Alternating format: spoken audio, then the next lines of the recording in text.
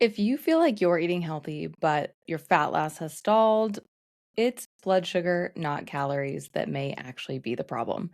Today, I'm going to be breaking down with you three unexpected foods that are quietly spiking your blood sugar and stalling your fat loss, even when you might feel like your nutrition looks good on paper. Hey everyone, welcome back. This is the Feel Great with Kate podcast. I'm your host, Caitlin Bornkamp. I'm a CPA turned nutritional therapy practitioner. And this is where we talk about blood sugar, metabolism, and sustainable fat loss. After this episode, you're going to understand better why fat loss plateaus are often a blood sugar and insulin regulation issue, not a calorie problem. I'm going to be sharing with you the top 3 foods that you probably thought were healthy, and we're going to unpack why they may actually be harming you and preventing your sustainable weight loss. They all happen to be 3 breakfast foods. And I was reflecting on this as I was preparing for the episode. And I think it really has to do more with the fact that there are so many foods out there that we already know are unhealthy for us, right? Like it wouldn't be a very good episode if I had the 3 foods were pizza, beer, and cookies, right? That's not unexpected. We already know that those foods are more in the junk food category and that they're not going to help us reach our goals, right? Like we know that. So we wouldn't be surprised. But the biggest area I see clients and busy professionals struggle with, or rather, I should say, missing the mark because they don't yet know they're struggling with it, is breakfast foods. So it makes sense that all 3 foods I have for you today are in the breakfast category. And as we know, what we eat for our first meal of the day actually sets the tone for how our blood sugar responds the rest of the day, which means breakfast really is the most important meal of the day. So let's talk about why these foods are a problem. We understand that when our goal is high energy and our goal is natural and sustainable weight loss, we know that we need to have balanced blood sugar. It's something that I talk about all the time on here on this podcast because honestly, I really do believe it's one of the biggest issues in our current metabolic health today. It's the canary in the coal mine, meaning blood sugar is the easiest thing to get out of balance, and it's one of the easiest things to notice, which is good news for us. And so when our blood sugar spikes, our insulin rises. Okay. And elevated insulin is what is telling your body to store more fat and to turn off fat burning. Okay. Let me say that again. So when we eat foods that spike our blood sugar, then our insulin rises and our fat storage gets turned on and our fat burning gets turned off. Okay. This is really helpful. And this can actually happen even in a calorie deficit. All right. I know there's probably some people online that want to fight me on that, but this is why it's so important to understand the quality and the content of your food, not just the numerical value of the calories. And so when people often tell me, "Oh yeah, I'm eating healthy, but I feel like I'm missing something," or "Yeah, I eat pretty healthy, but, the number on the scale hasn't moved for a while." This is the first thing I think about is, are you eating some of these foods that are quietly sabotaging your progress without knowing it? And almost always the answer is yes. Okay, so the goal here is that when we are able to have blood sugar stability, that enables our metabolic flexibility and enables easier fat loss. Okay, so the goal isn't necessarily zero carbs, although that can be fine too.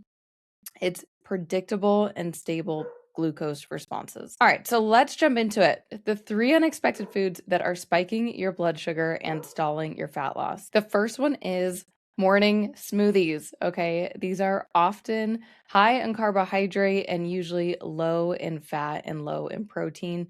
Plus, the liquid way of consuming it is actually causing a rapid rise in glucose, which is the exact thing that we want to avoid, especially first thing in the morning, as we know.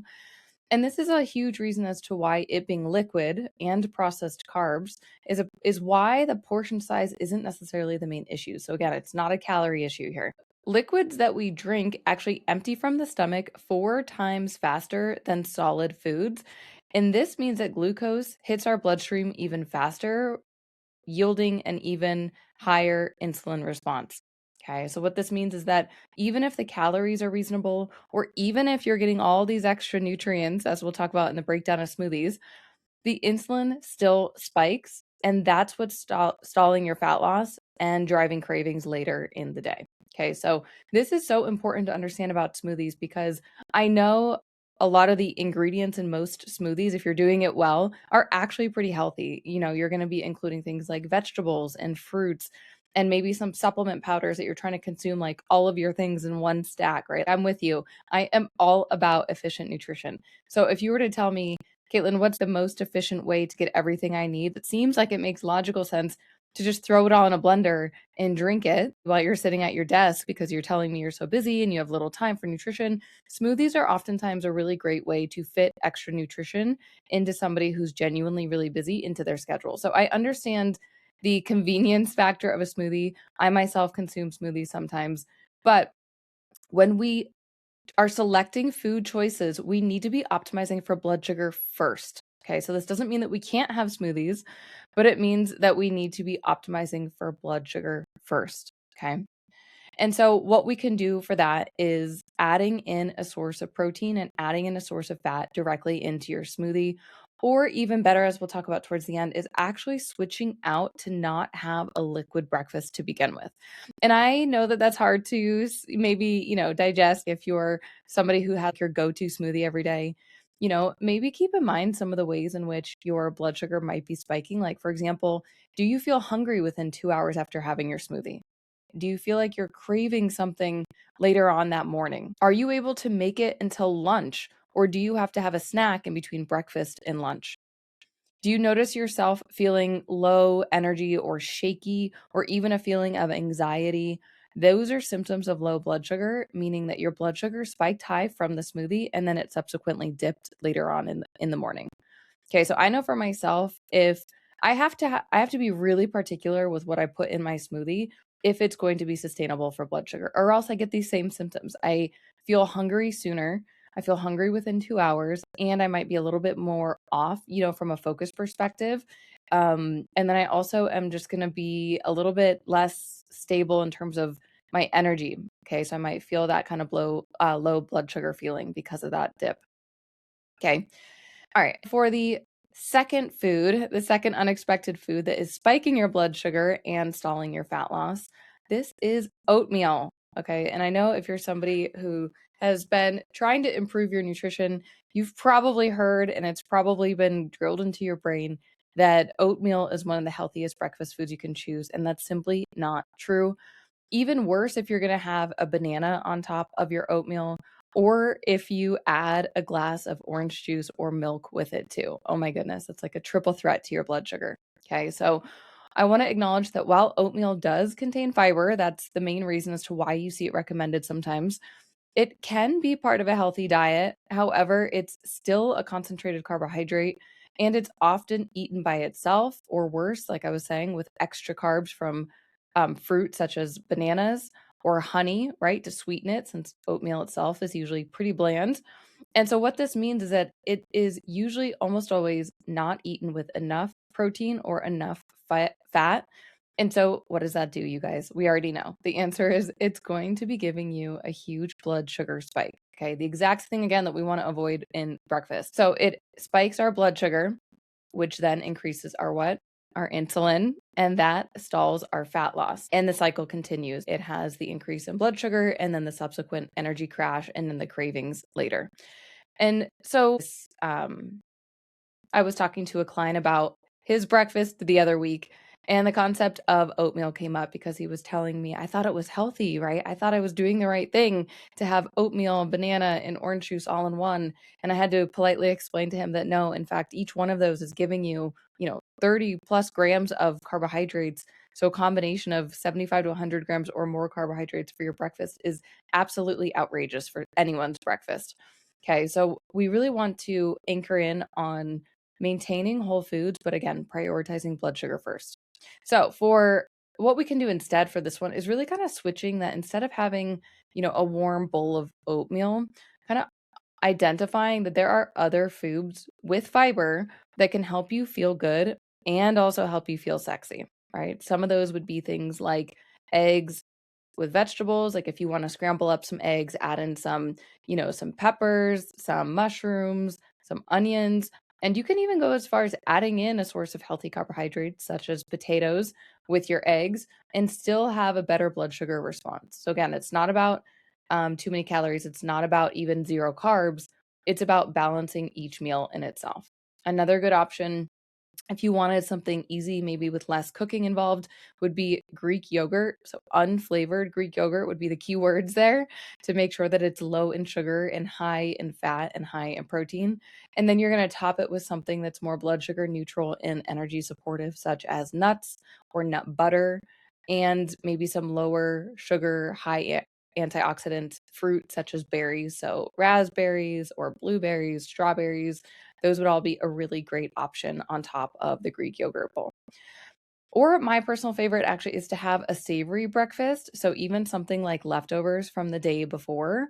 Like the other night we went out to Mexican and we had carnitas. We had a carnitas dish that was left over. So what I did was I heated up the carnitas in a pan. So heating it up stovetop is actually one of the best ways to make a savory meal even more delicious, especially for breakfast. So I put some butter in the pan, I heated up the carnitas, and then I scrambled up some eggs and put the eggs on top of the carnitas. So that was a super simple way to eat leftovers and have a savory breakfast, but have it be high protein, high fat. Okay, so I hope it gives you some ideas. And then going into our third and final food that is unexpectedly spiking your blood sugar and stalling your fat loss is, drumroll please, breakfast cereals. Okay, cereals are uniquely problematic from a health perspective for several reasons, but also from a social perspective and psychological perspective too. And what I mean, you guys, is that we've been literally marketed since we were children. That's why they put some of those kid cereals at kid eye level, right? At like waist height in the grocery store because they're marketing to children from an early age. So they're uniquely problematic because they're not only heavily marketed to us, but they're also highly processed. They have very low nutritional value. Like if I'm telling you, if those cereals weren't fortified with the synthetic nutrients that are added, they would have almost no nutritional value. Okay, so that's not good. They also are problematic because they're a source of hidden sugars and other harmful additives. Things like actual sugar, but other processed sugars like high fructose corn syrup. The additives I'm referring to are going to be the colors, so food dyes.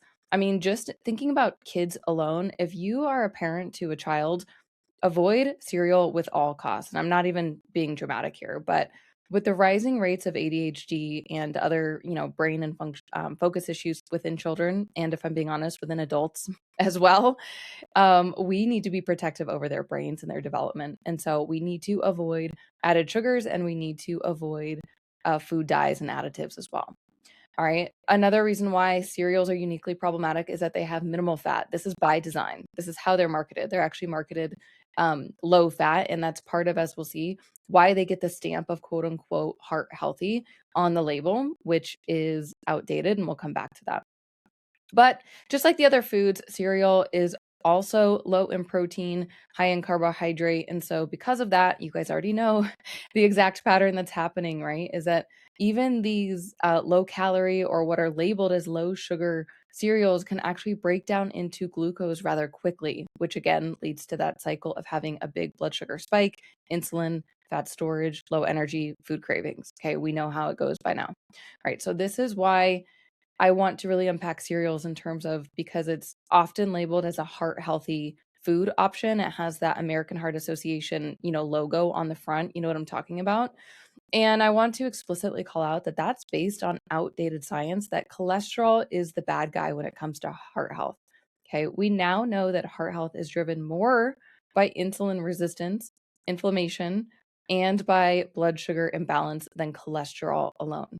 Okay. Another way to look at this is, would you call a firefighter an arsonist when they're arriving to the scene of a fire? Like, of course you wouldn't. Okay, I really like this analogy. Of course, you wouldn't call a firefighter an arsonist. They're there to what? They're there to help put out the fire. They're the helpers. I want you to start to think of cholesterol as that same way.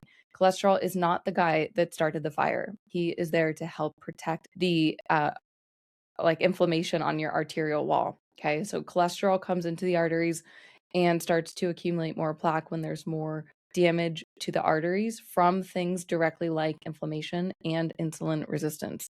Okay, so I want to just tie this in because the exact principles that we're talking about here to balance our blood sugar are the same things within our body that help support healthy arteries and healthy cholesterol levels. Okay, just to tie those 2 points together for you. So, repeated blood sugar spikes are strongly associated with insulin resistance, increased fat storage, and a higher cardio risk.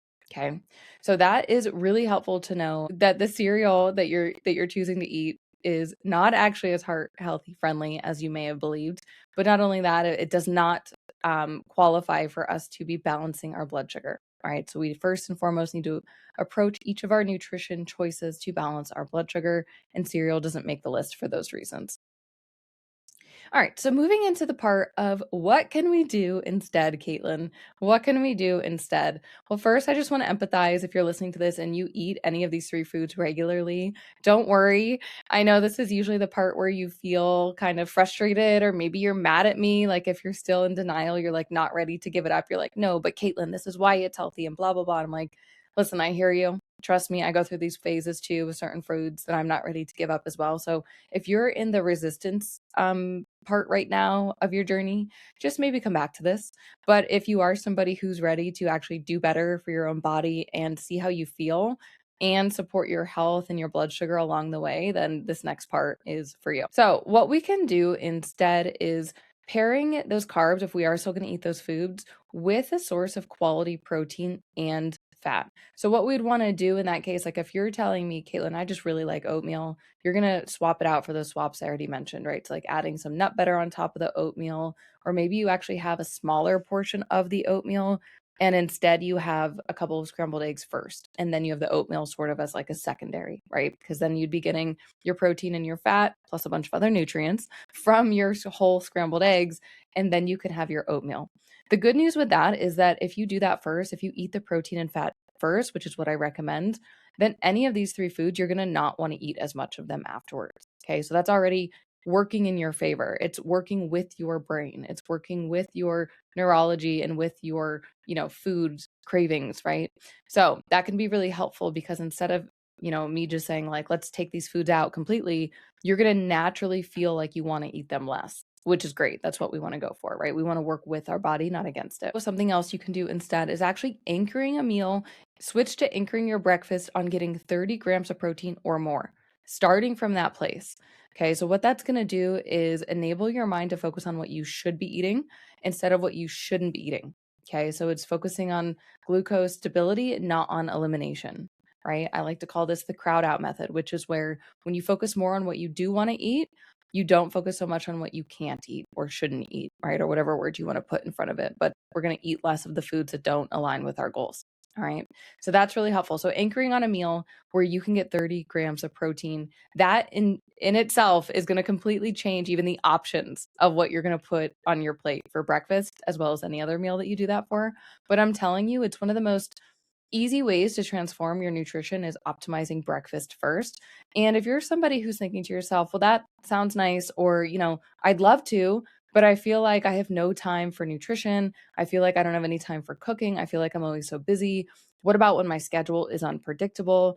Or if you were to tell me, Caitlin, I travel often for work, even when you do travel, you feel like you get off track or it takes you a while to kind of get back on track when you return home, then don't worry, I got you. You need to check out my No Time Nutrition Blueprint training. It's a 90-minute training designed to solve exactly that, which is to help you nail your nutrition no matter how busy you are.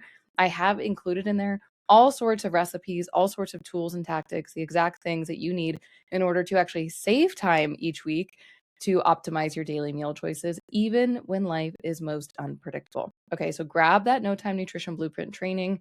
The link will be in the show notes, and I know you're going to enjoy it. So, as we wrap up, I wanted to mention too that in our next episode, I'm going to be talking about why so many people feel tired after eating, even when their meals feel healthy. So, we're going to be breaking down the metabolic response as to why we feel tired after eating and what correlates to that 2 p.m. feeling, that I'm tired at 2 p.m. feeling. So tune in next week. And in the meantime, I would love to ask you for a favor. If you got value out of today's episode, go ahead and leave a 5-star review on Apple Podcasts or wherever you're listening this to.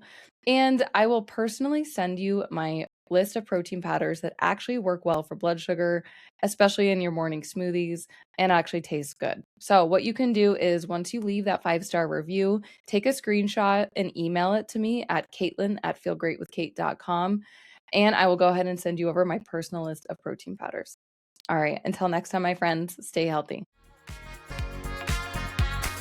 Just a reminder that the information shared on this podcast is for educational and informational purposes only and is not intended to be medical advice. It should not be used to treat, diagnose, or cure any medical condition. Always consult your physician or qualified healthcare provider before making changes to your health regimen or medications. Caitlin Bornkamp and Health Supply LLC, DBA Feel Great with Kate, disclaim any liability for outcomes resulting from the use of this content.